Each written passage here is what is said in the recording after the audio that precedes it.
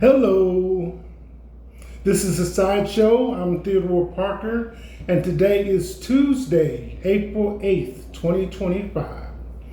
Coming to you from Lexington, Kentucky on the east coast of the United States. Today, the weather in this area currently is 38 degrees. Feels like 32, sitting right on freezing. The high today will be around 47. The weather report and weather news for Tuesday, April 8th, 2025 from this location. Flood warning until Tuesday, 12 p.m. Eastern Daylight Time. Sunny, highs in the upper 40s and lows in the upper 20s. Late week system to bring rain, snow across the east.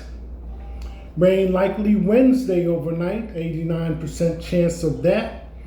Ragweed, and that's relative to all of us that suffer with allergies related to pollen. Ragweed pollen decreasing tomorrow.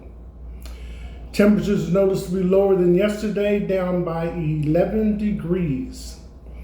Today, in this location, sunrise was at 7:12 a.m. Sunset will be at 8:07 p.m. The wind, 8 miles per hour, traveling north to south. And the AQI is good at 33. And pollen is high. Weather news related to Kentucky. You may or may not have seen this video clip from your location, but due to flooding, in Kentucky, it caused the house to be misplaced and carried away in the Kentucky River. Currently, the governor is addressing all those issues related to the flooding, and since we're expecting more rain, it is an ongoing process. The news. Again, I'm Theodore Parker. This is a sideshow, bringing to you the news. Yesterday, since we're in the process of going through the second Trump administration's first 100 days, and we're still within that first 100 days of the Trump administration, I will continue to share with you what has happened so far. So I'd like to remind you that President Trump's background is in business. Both he and Elon Musk graduated from Wharton School of Pennsylvania University with a bachelor's degree, Bachelor of Science in Business Economics. Trump in the 60s and Elon Musk in the 90s. I would also like to remind you that previous presidents have been found not carrying out their responsibilities to the position after taking office. But up until now, no president has been elected to the office with felony convictions, especially concerning the way they conduct business. There is a book out that is written by one of Trump's female relatives and kind of represents factually Trump's life from when he quote unquote inherited the business from his father Fred, and they are of German extract, German lineage. And just to quote a little bit of it to give you the flavor, I was under the impression from the media that Trump's father Fred gave him like $1 million, here's a penny, don't spend it all in one place type thing. But come to find out from this book, which I will share later in the week's excerpts from it, he actually gave him what would be in equivalent to today's monetary value, almost $500 million. The other thing is that coming from Pennsylvania, some of Trump's initial investments and handling of real estate came to me when he went to New Jersey and started doing business in Atlantic City on the boardwalk. because being from Chester, 20 miles south of Philadelphia, is just like a hop, skip, and a jump to get on the bridge and go over to Atlantic City. So it may not have been every week, but it was often enough. So those are just two things that allow me to relate to what's going on with him as an individual, as well as Elon Musk as an individual. As far as government is concerned, there has been a time, having lived in DC, where I had a job that allowed me to go in and out of various offices and buildings on Capitol Hill, including the Capitol, House, and the Senate, to deliver messages. My oldest son worked for the executive branch in the White House for a number of years. So, all these things occurred when we were still young enough not to have accumulated a lot of mistakes. Not that we did. So I'm just sharing that. So that's kind of the tone. So where we are right now, having covered what occurred during the inauguration and Trump signing executive orders, memorandums, and memos, we're on the second part of what's going on with the administration in the first 100 days. So we'll continue with this. Not that one. First 100 days of Trump's second administrative policy. So what I wanted to cover today was, going down this 4 or 5 areas, was domestic policy. So we've already seen what's going on the face of the world with the changes that Trump has tried to implement, even though some of them have received a no from the Judiciary Department. So, first one, Department of Government Efficiency, DOGE. Background. In the summer of 2024, during a ex-Twitter discussion with Trump, Elon Musk proposed the establishment of a Government Efficiency Commission, saying, "I think it would be great to just have a Government Efficiency Commission that takes a look at these things and just ensures that the taxpayers' hard-earned money, is spent in a good way. I'd be happy to help out on such a commission." During an interview with Reuters, Trump said he was open to giving Musk an advisory role in his administration, and on September 5th, 2024, he officially announced that at the suggestion of Elon Musk, "I will create a Government Efficiency Commission tasked with conducting a complete financial and performance audit of the entire federal government and making recommendations for drastic reforms." The New York Times compared the project to other presidents like Theodore Roosevelt's Keep Commission, Ronald Reagan's Grace Commission, and Vice President Al Gore's National Partnership for Reinventing Government. After his election victory on November 5th, 2024, Trump announced that Elon Musk and Vivek Ramaswamy would serve as co-chairs of DOGE to dismantle government bureaucracy, slash excess regulations, cut wasteful expenditures, and restructure federal agencies. Ramaswamy partnered with the incoming Trump administration to pursue a run for Ohio governor in the 2026 U.S. elections. After being inaugurated for a second term, Trump signed an executive order formally establishing 3 DOGE entities. Department of Government Efficiency, the one that we most hear Elon Musk's name affiliated with, the United States DOGE Service, USDS, formed from the reorganization of the United States Digital Service, and the DOGE Service Temporary Organization, with the USDS serving as its parent organization. The DOGE Temporary Organization was given the expiration date of July 4th, 2026. Those teams were established for federal agency, with each team consisting of 4 members, a team leader, an engineer, an HR specialist, and an attorney. Those documents are classified as presidential records, preventing public access to the information until at least 2034. DOGE is not a cabinet level, rather a federal office.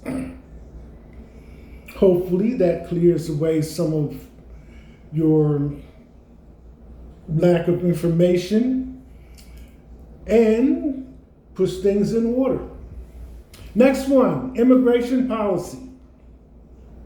Trump made immigration policy, particularly cracking down on the United States-Mexico border crisis, a center point of his campaign, and many of his early actions focused on this issue. Upon taking office on January 20th, 2025, Trump signed an array of executive orders towards immigration reform and ending much of his predecessor's policies on immigration.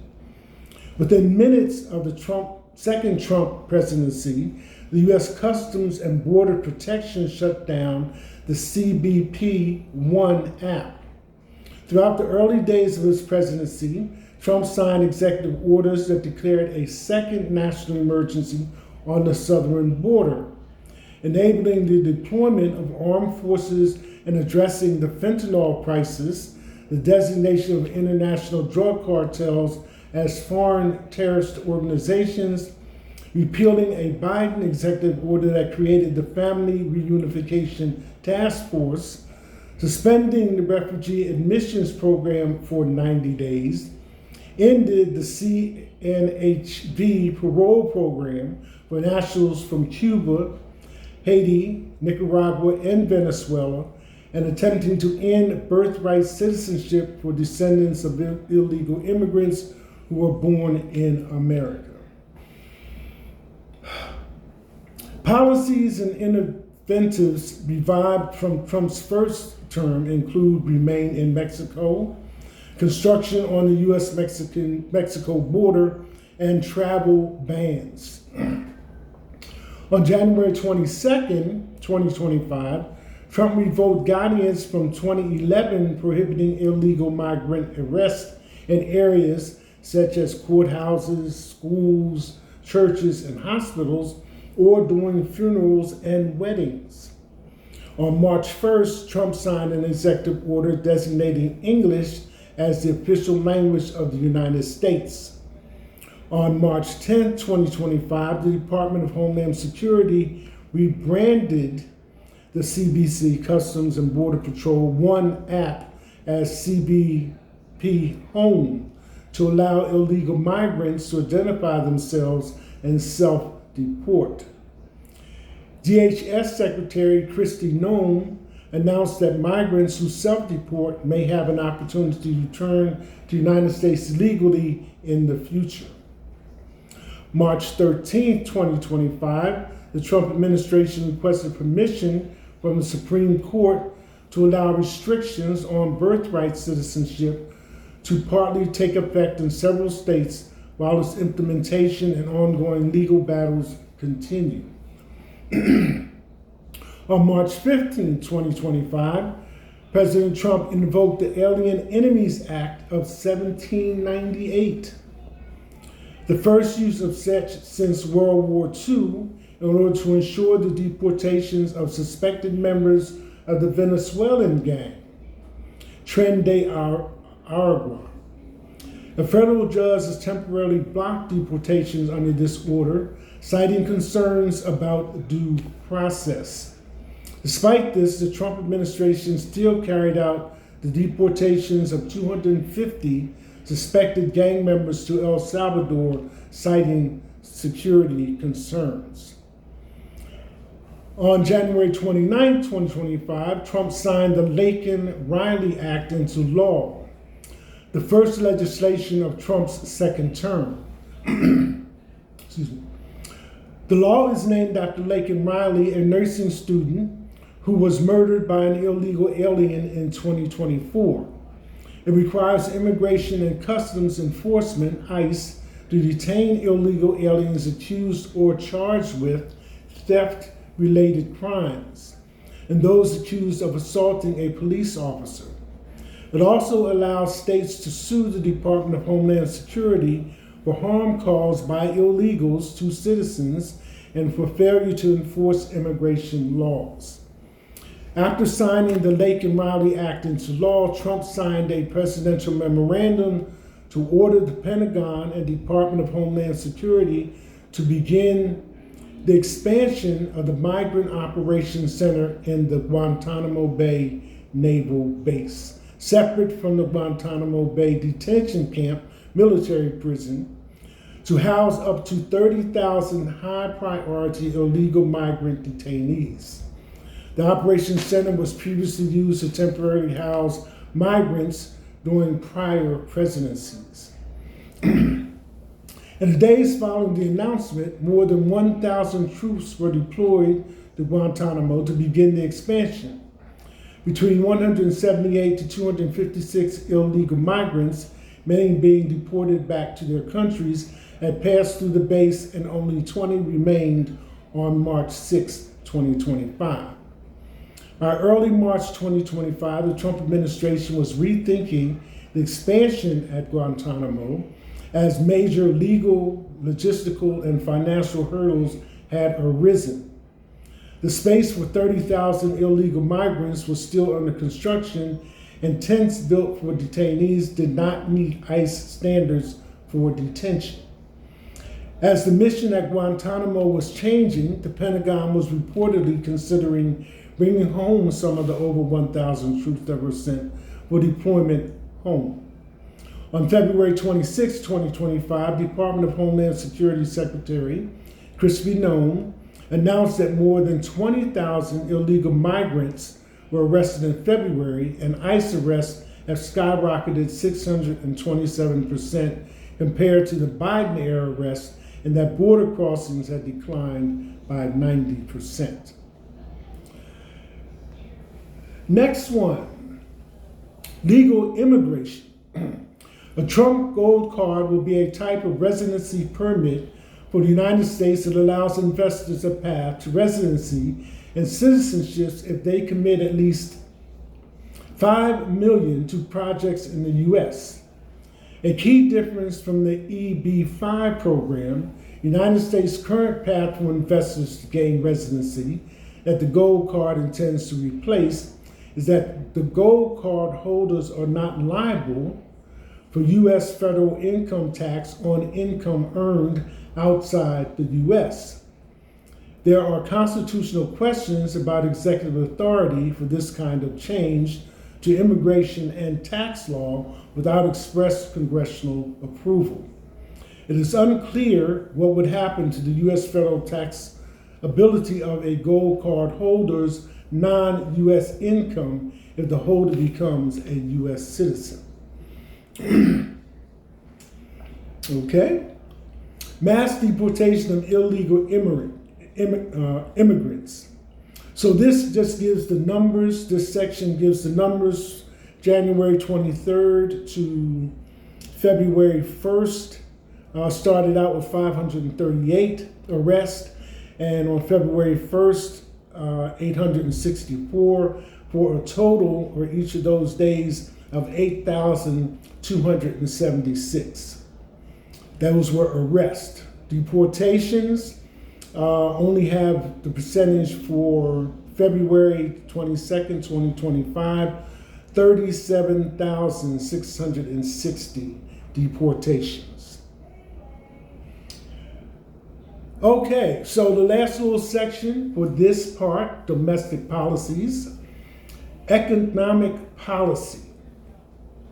Inflation remained a persistent topic during Trump's 2024 campaign and dominant issue of the subsequent election. After taking office on January 20th, 2025, Trump inherited a resilient economy from the Biden administration, with inflation rates having declined from its 40-year highs, but remaining a heavy burden on Americans and above the Federal Reserve's 2% rate. The unemployment rate was 4.4%. The inflation rate ranged from 2.2 to 2.4%, and the national debt was approximately $36.2 trillion. During Trump's first term, the U.S. faced increases in national debt, as did with previous presidencies, tariffs on U.S. trading partners, an economic downturn resulting from the COVID-19 pandemic. Since becoming president, Trump has imposed tariffs on China and additionally promised tariffs on Canada and Mexico before rescheduling the tariff dates, which I believe, if memory serves me, will be the 10th, which is Thursday of this week. During a Fox News interview with Maria Martiromo on March 9, 2025, Trump did not rule out the possibility that the U.S. economy would enter a recession. He said his economic policy would cause short-term turbulence, but would be that was turned out to be very true, but would be economically beneficial in the long term. Treasury Secretary Scott Bessent said on March 16, 2025, the U.S. economy might enter a recession. So that just leaves a few. Domestic policy within the first 100 days of the Trump administration. So now on to the top stories for today, Tuesday, April 8th, 2025. Again, I'm Theodore Parker, and this is a sideshow. So here are the top stories after reviewing another part of the first 100 days of the second Trump administration. Number one of top stories. Cracks are beginning to show in the Musk and Trump partnership after Tesla CEO reportedly appealed to White House on tariffs. Number two, Trump advisors argue steep tariffs on countries like Vietnam and Cambodia are needed to erase trade deficits and rework supply chains. The economic say that's going to be a long shot. Third one on our top stories. Doomsday mom Lori Vallow shares why she made unusual legal move for second murder trial. Fighting for my life. Okay, this is going to take place, if I remember correctly, in Arizona, and it is unusual to say the least. The woman is serving time for having killed her two children, a boy 7 at the time and a girl 16 at the time. She also has gone to trial for the murder of her fourth husband, murder of one of her husbands. The fourth husband was convicted of conspiring with her and received the death penalty for murdering his wife, Tammy. And somewhere in there, she managed to have a fifth husband. So the article includes a video of her statement to the judge. It's like 8 minutes, 45 seconds, shades of 8:46. George Floyd. But anyway, if you find the time, again, Doomsday Mom Lori Vallow shares why she made unusually second week in a row fighting for my life. The video has her on one side, a split screen. So she's speaking and the judge is listening. So if you have the time, I would give it a look-see. All right, moving on, but I will say this. It's a good example of why legal professionals say you should not represent yourself. Next one, Microsoft terminates jobs of engineers who protested use of AI products by Israel's military. So Microsoft is celebrating their 50 years, and so the whole company, and these people were both located in two separate places, I think one in Canada and one somewhere else, that decided to protest at one of these celebrations. Next one, number 5, read the email Department of Homeland Security employees received offering up to $25,000 in severance. Number 6, Health Secretary RFK Jr. endorses the MMR related to measles vaccine, stoking fury among his supporters. Number 7, King Charles and Queen Camilla are all smiles for 20th wedding anniversary in Rome, a special place. And number 8, Trump economic officials revere billionaire Stanley Druckenmiller, but he says he does not support tariffs over 10%.